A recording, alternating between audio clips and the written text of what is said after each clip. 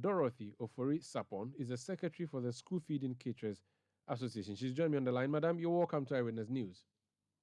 Thank you. Good evening, my dear. Good evening. This issue appears not to be going away. Remind us again, this policy, what your involvement was as caterers, how many of you were brought on board, what do you do, and why we got to where we have got into now, where issues have got into a head. Thank you very much. Good evening to your, is it viewers or listeners? Both will work. It's fine. Either way, just audience is enough. Audience is enough. Thank you very much. My dear, we all know that President Kufuor initiated this very program to help the vulnerables and also to increase the enrollment in the primary education. But what happened? We left power and then NDC came, they also continued, and now we are in power again. We've been cooking for the past 6 to 7 years for 97 pesos. And the agreement was that when we cook for a term, the government will also pay us, then we can also cook again. But what happened recently, after the Minister of Gender, former Minister of Gender, people left, those who came didn't treat us fine. We could work for more than a year, and the payments wouldn't be coming. And when it comes to, they would deduct some and send on cooking days. Right from 2019 to date, they've never given us 100% payment. They could pay for some people and leave others. A whole lot of issues. But what happened last year was just too much for us. With these higher prices in foodstuffs, we cooked for the whole year, and then you are coming to pay us in 2023. Then you divided the money, and you were saying all sorts of allegations on cooking this and all stuff. Then we said, no, if you don't give us the right amount and then you increase it, we are not going to cook. And from, I think, March up to now, we are not cooking, and we are so on strike. Then we threatened to go on naked demonstration to the presidency. Then we had, I think, World Bank country director threatened that if there is no transparency in the payment, they are going to cancel the deal or the grant. And the Minister of Gender also went to meet press yesterday that they've increased the payment to 1 Citi 20%, and also all areas have been paid with a section of 10 payments of last year, which is not so. And so she just came to provoke us. Okay, now the arrears that we're talking about, how many years is that? It's so many years. You're saying since Otiko Afisa Jaba, that's like forever. Do you have a record of how many years debt we are discussing? When she left 2019, and those who took over, they didn't do diligence. They paid some people, they left others, and then complaints. A whole lot of issues have been sent to them, but they are not care. They don't care. They don't want to even go to it. And I think that the kind of data they presented to this very woman is also what she came to present yesterday. We'll get to this new minister in a bit, but let's just try and iron out a few of the things. Where do you get your pay from? How does your money come to you after? Do you do the cooking before you're paid, or you're supposed to be paid before you cook? Okay. It is the gender minister or the gender ministry that take care of our payments. And in the gender ministry, they have a gender coordinator who is in charge of the cooking aspect. And so she is in a person of Mrs. Kwashiga. And so Mrs. Kwashiga also have regional coordinators that coordinate the whole thing from the district desk officers. And so for a district, after the cooking, the district desk officer will collect all the caterers number of days that they have cooked, and then send it to the region, and the region also will compile all the regional district cooking, and then send it to national coordinator for them to also do their due diligence and then pay. And so that is how it goes.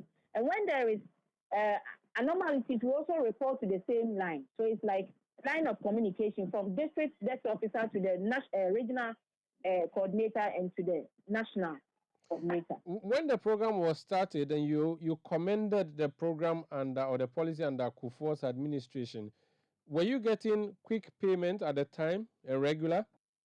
Yes, of course, because under that program of Kufuor, it was decentralized because it was then district assembly that was taking care of it. And even that time, they will be provided us with foodstuff The district assembly will organize some suppliers to come and then give us that stuff.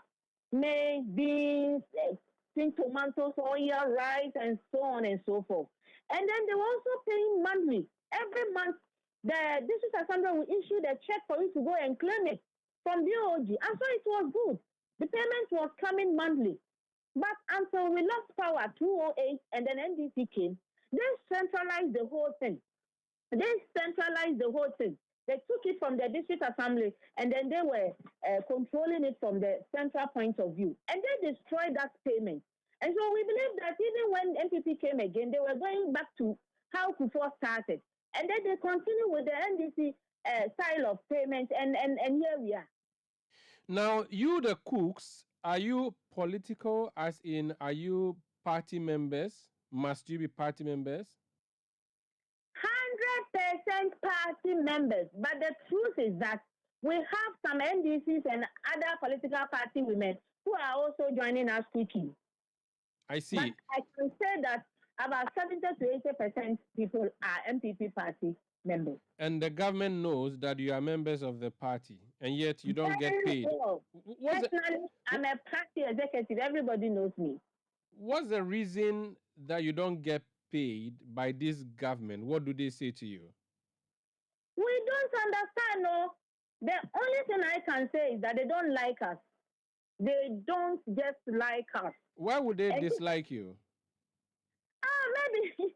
Maybe they can only explain it because I don't understand. For instance, if you're a man and you love your wife, can't you provide her with that monthly salary for her to also enjoy and cook better food for you?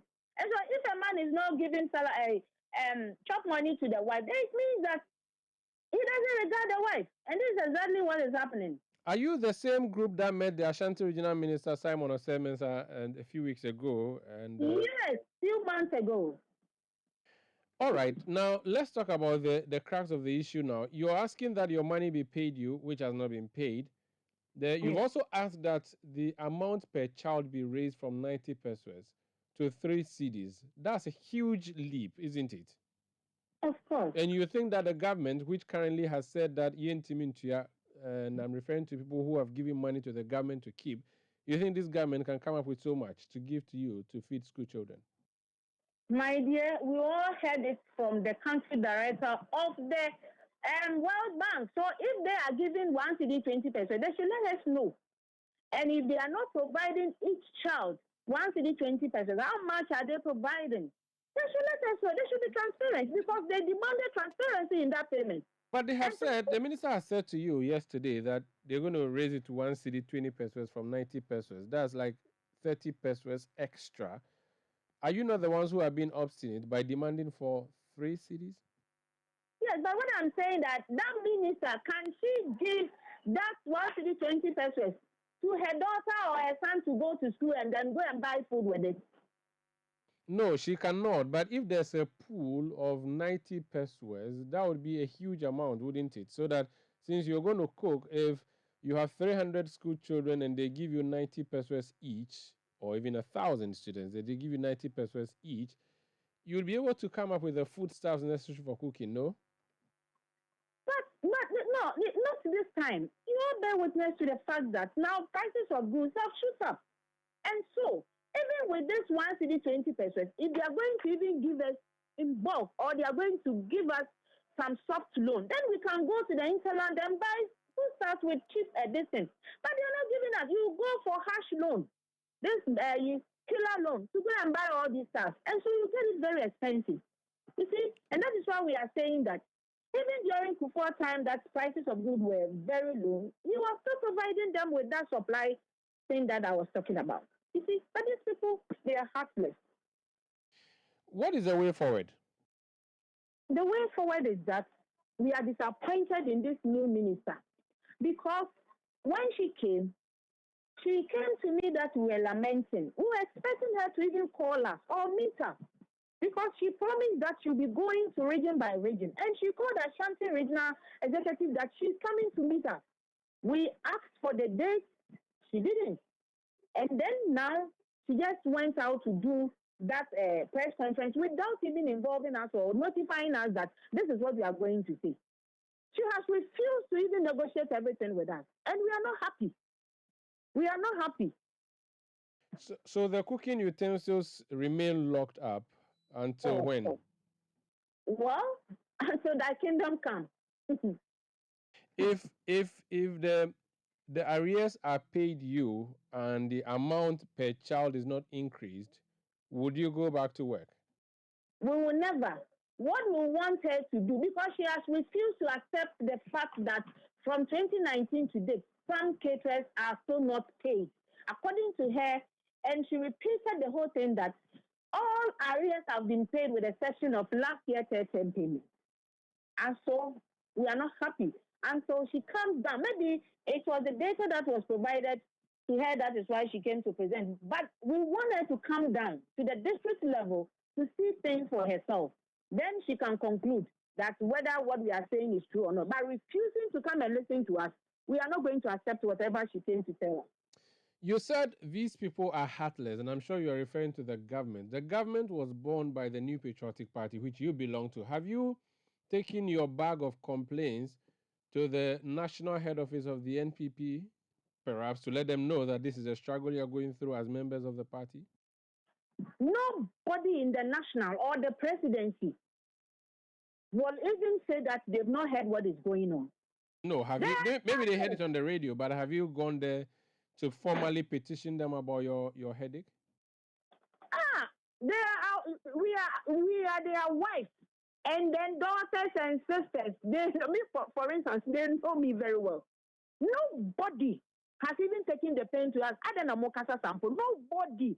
They rather insult you. We are the person who go anymore. Eh. But when we are going through there, you don't care. That is why I'm saying they are heartless. Yeah, but The Dorothy, women are dying. surely my point is that if you had done a formal petition, then at least you could say, oh, on this date at this venue, we presented this letter to this officer of the party, and this is what they said, or this is not what they did not, or this is what they did not say. At least then you have some record of a sort that you work with. But the simple fact that you talk about it in the media may not have reached their attention, don't you think? My dear, you all witnessed when we went to the Ashanti regional minister. Didn't you see him? We went to him. He's our minister. He's our husband. He's our father. Didn't you see the way he treated us? But he's not party, he's government. I was asking, did you go to Chairman Wontumi, for instance, in the Ashanti region? we've gone to everywhere. We've gone to everywhere. Didn't you even hear Greater Accra regional chairman pleading that the women should go back to cook? They don't have information. He was pleading we should go and cook. They will pay us. Why didn't he give us money and say that take this money and go and start cooking? We know. All right, so for now, the children would starve, wouldn't they? No school child in the basic level is going to be fed, at least not in the foreseeable future, as far as you're concerned. My dear, the Bible says that love your neighbor as yourself. Now, I don't have money to cook better food for my own children. I don't have money to pay for their school fees because I have borrowed, I've spent all my money, I've taken all my husband's money, I have credited so many things to cook for some people's children. And now I am in a hot soup. I should still continue to do that for somebody's children at the expense of my own children. Never. On the political side of things, Madam Dorothy, the things you are saying, you're painting a very ugly picture of the situation that you are in. We do know that the government is struggling with the economy. How are you going to, in 2024, convince NDC members and floating voters to vote for your party when, after all this dirtying that you have done, are you sure you can still get your party to break the eight? Unless they provide whatever we are saying to us, we can get momentum. We can gather momentum again and go and tell them that when we cried, they listened to our cry and they provided us. So it's a listening government. But when they refuse, we all sleep. For them to go there, especially the gender ministry, the minister plus the minister plus the rest over there, they should go down there and convince the people that women, you should come and vote for MPP because when the women cried, we listened and we did according to what they requested for. They should go and do that. Until they come down to listen to us and pay us our money, we are not going to do that.